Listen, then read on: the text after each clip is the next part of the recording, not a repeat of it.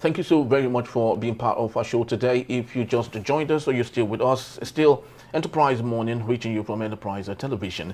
Now let's get to our main conversation for today. Renowned Tanzanian activist Maria Surungi Sasha, known for advocating political change and women's rights, was kidnapped in Nairobi, Kenya on Sunday, according to Amnesty International and her organization Change Tanzania. And Sasha, who with 1.3 million followers on X, was reportedly abducted by 3 armed men in central Nairobi. And Change Tanzania suspects Tanzanian security agents are behind the kidnapping, aiming to silence Tasha's legitimate criticism. The incident highlights Kenya's history of foreign government abduction their citizens within its border, often leading to forced extradition. In October, the United Nations expressed concern over 4 Turkish refugees abducted in Nairobi and returned to Turkey. And similarly, a Ugandan opposition leader, Kizza Besigye, was seized in Nairobi and sent to Kinshasa. Amnesty International has warned of a growing trend of transnational repression in Kenya. Tanzania has intensified its crackdown on opposition forces ahead of upcoming elections. Initially praised for improving democratic rights, President Samia Suluhu Hassan's administration is now criticized for renewed repression, including arrests, kidnappings, and even murders of opposition figures. Her party, Chama cha Mapinduzi, won over 98% in the recent local elections, further raising concerns among right groups and Western governments. Now let's have our conversation for today. Doing it, we have Mr. Sheson Okunwade. He is a chartered accountant and also a public affairs analyst. Good morning and welcome. Good morning. Yeah, Thank you. Good morning, Eric. Good morning. Thank you so very much. Good morning to all our viewers. Yeah. Happy New Week. Happy New Week, yes, it's a new week. Okay, I'm looking at this particular story, Sheson Okunwade. Let's relate it going far back with the current Nnamdi Kanu, who is still in custody. Looking at how he was extradited from Kenya back to Nigeria, and looking at what is happening with the Turkish and now the Tanzanian lady who has intensified her criticism for opposition. But she went to Kenya and she was actually kidnapped. Now, how can we say Kenya is playing a role with some African countries and their activists speaking up against some of the policies happening within the African continent? Thank you very much, Choma. Beautiful question. I want to take it from this perspective that in as much as we have freedom of speech, individuals too should be ready for consequences of some of the things that we do. Even if those speeches are legit. Even if it is, you must be able to, when you speak the truth, you should know that people will run after you.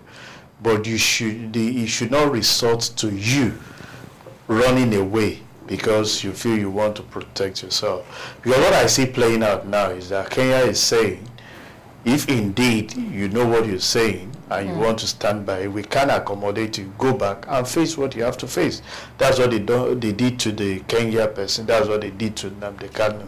That our place is not a safe haven for you to come and perch when you have actually say certain things. Because whether you like it or not, truth are viewed from 2 perspectives. Some see it as the truth, and some see it as a speech to actually arouse the tension in the land, which might actually be misconstrued and create undue tension in that particular area. So that's why I will always say that you don't say a particular word or do something and leave that locality where such speech is actually said, all for safety. Don't forget there are people that will misinterpret and hit the ground running, creating unrest. So you should be able to stand by to explain the rationale behind your statement to the public in all that we do.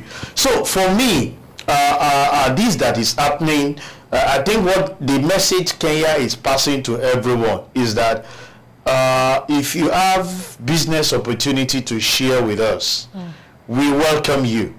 But you don't create unrest in certain area and come to this place. I will give you a practical example, even in the developed world.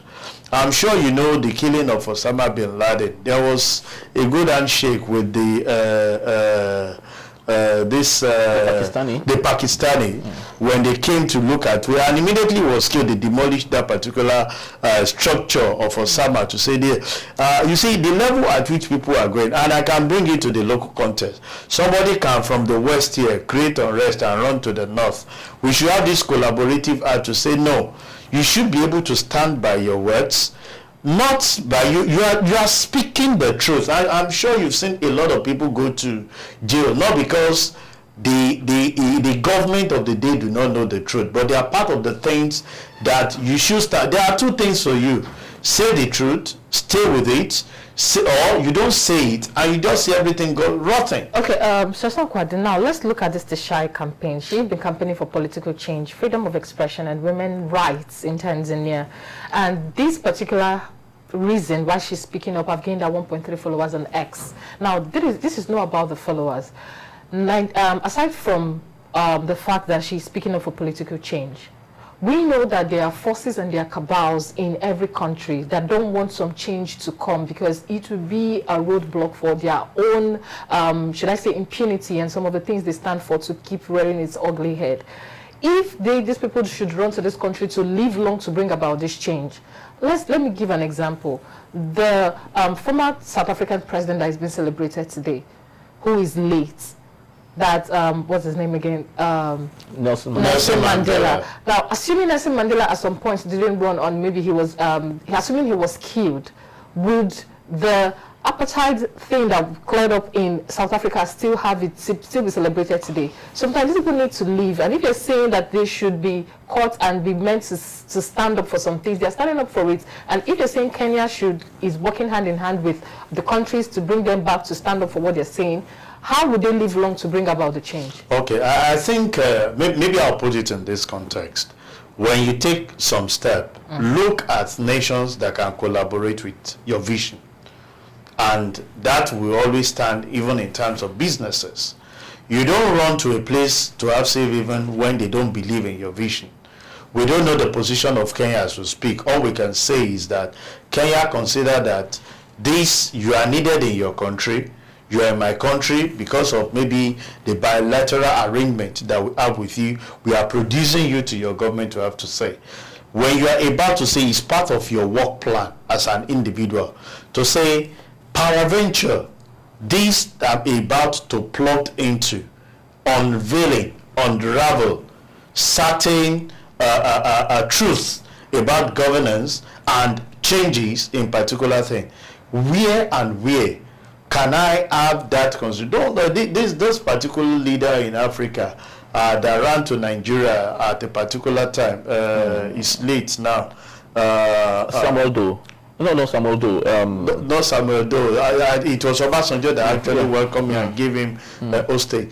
There was an handshake to say, despite understanding the in-depth of some damages he has done, he was given safe landing. Charles Taylor, yeah, thank you very much. He was given safe landing because somebody have maybe emotionally attached to part of the things. It should be part of your work plan so that you can protect yourself for be able to launch. My people in my dialect will say, you go forth and back when you are at war so that you can live long to actually witness that particular war. I think part of the thing some of these activists are not looking at is having collaboration with countries that have belief in what you are fighting for.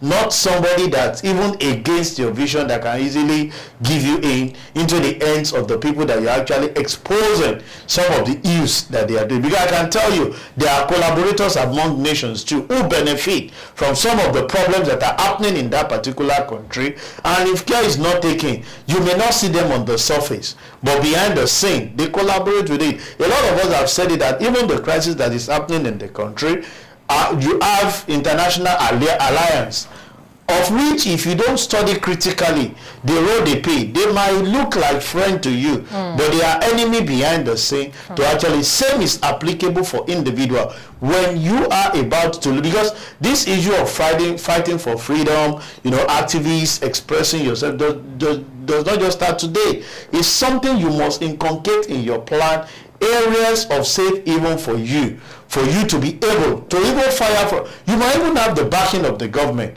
of the place where you reside in such a way that you can straighten out things, and like you said, Nelson Mandela, be revert back to the country when the whole thing is actually there, and people can make you to be an hero. But to be calculating for you to feel that anyone will just take you. You don't know the way this high and mighty connect in their network, and you might just be a prey in their hands in the things that you're actually doing. Yeah, I do, you know, buy your submission, but I think it's very important that we differentiate activism, freedom fighting, and criminality. For that of Osama bin Laden is pure criminality, of course, which should not be taken by any nation. But just look at the Jamal Khashoggi, the one that was killed by the Saudi prince, allegedly killed by the Saudi prince. It's still a very big dent in the name of the kingdom itself, you know, because if every country go around allowing people that have come to seek refuge with them to be given away, Kenya is not finding it easy as we speak today. So the question is, how do we better play this role of international diplomacy without necessarily selling off ourselves? Well, if you ask me, something that's a bit difficult from what I've just alluded to you, that the high and mighty, they have their alliance with one another. It may not be openly declared the way you and I feel it should be, but there are collaborations between them in areas that are not written, and that's my fear. People can go ahead to say this is the truth. I'm sure you know there are several truths that is right in front of us as we speak, all over the world, globally, that people shy away with. And you ask, is it that government do not actually have understanding that this is the right thing to do, exactly, or the right perspective to do, but they look elsewhere? Especially when it gets to politicians in Nigeria that loot money and take it to different banks in the West. You ask yourself, remember there was a time UK was saying that they would not grant certain people, grant them visa to have access to come to their country. How far did we go with that? The fact remains that I will always say that there is always this international collaboration among people. Do you know the amount of money that we have in Swiss? Look at what was repatriated back by American for only the Zari. So are you telling me that you are not privy to the knowledge in Nigeria today? If your account reads like hundreds of thousands, monthly, and suddenly you start reading hundreds of millions, people will raise eyebrows. The financial institution will call and ask what suddenly changed that metamorphosed into this. People can say, is it terrorism funding? Is it misappropriation of wealth? Is it money laundering? And all sorts. But we see a lot of these things happening outside the shore of this country, and nations are aiding them. There was a time that they said the money that a Nigerian politician keeps with the Swiss bank, it's enough that if actually what is bankrolling the Swiss government in achieving what they want to, because he's just lying there arguing. Some of them are just fixing the money. It's not that actually needed. And we keep saying, if you can pick some of these funds and invest it back in the nation, in building countries. But the problem is they feel that the way they have actually should change the company. If you set up company, people will should change them. So the best thing to do is to go and keep the money there. So there must be this collaboration between countries to say some of these funds, when you receive them, can you ask question from a financial institution here, the source of that particular income? People, I can't imagine when you hear about $23 billion just from a single person, and that's just one person that is actually being monitored to true. How much more other people that serve in that particular cabinet, other people that have served as politicians, and somebody will come to tell us that Nigeria is broke or Nigeria is not blessed. We are blessed, Mr. President. So, aside some of these things we're saying, we are encouraging that there should be international collaboration, even in checkmating the financial transaction that goes on from country to country. Because what some of these people do is that when they even invite you to bring the money, they will keep it for you, or because they want to use it to actually make their own economy to grow. Because it's you that don't want to grow your economy. But can we have situation to say we receive so much million, even despite your oath of secrecy or confidentiality with your client, and report to the country that we need to have understanding of the source of this particular income, otherwise we'll get it back to the nation. If every country continues to do that, I can tell you that it will on its own reduce drastically the level at which politicians mismanage and misappropriate our funds in the country. Thank you so much, Jason. Now, talking about international collaboration in terms of finances, what about international collaboration with the way sub-citizens in most African countries are being treated? Now, let me give you an example. In Zambia, there's a story of a Dora Mono Nyambi who was killed. She was in charge of helping young girls from getting married at a young age. And she helped save about 500, set up a shelter for them, and was getting international fundings for these young girls. But she was killed as of 24th or 25th of Christmas last year. Now, this girl had been into it for years, but the leaders were angry. And in Nigeria, we know of cases in the north where some young girls are being given out for marriage. Now, let's relate this to the Tishinari case, which just happened in Kenya. These are people who are rising up on some policies and the way the leaders of the country are treating those who they are leading. And we don't have international collaboration protecting these people. What is the way forward? Can we say we have good leaders, especially in our African country? Because looking at the way some of these young ladies and those who are activists are being named, what is the future for the oppressed and the less privileged? Yes, and just to add to that, so that you can just combine both, what is happening today in Kenya is not actually a historical, tract. It started when William Ruto actually took power. And since then, he has been on the slicing board, even in his country. Lots of youths have been kidnapped in his country because they were really doing silhouettes about him. So just like Choma did say, how do we take care of leadership, and stopping it from not affecting, the rights of those who truly are fighting for rights, for freedom? Yeah, well, I would say we need to build a system that actually recognizes the right of every individual, and that's where the judiciary plays a key role in all the nations that we're actually speaking to. When there is a system, it's difficult for whosoever calling his or herself a leader to actually manipulate things. I always make reference to America. There are periods that the first time of Donald Trump was as if he can upturn things and make things happen. But there is actually a system that is actually built up to check the excesses, the activities of that particular leader, because it's not about him, it's about the country. That we have seen failed in Africa completely. We lack system. It's about individual and whatever you put in, and that's why it's difficult to have continuity. Just like you said, this is not a trend. It's not historical with Kenya, but somebody is coming in and things are actually changing, and it's difficult to even ask question. And that's why we say, is the president the high and mighty in African country that people cannot challenge or even ask question?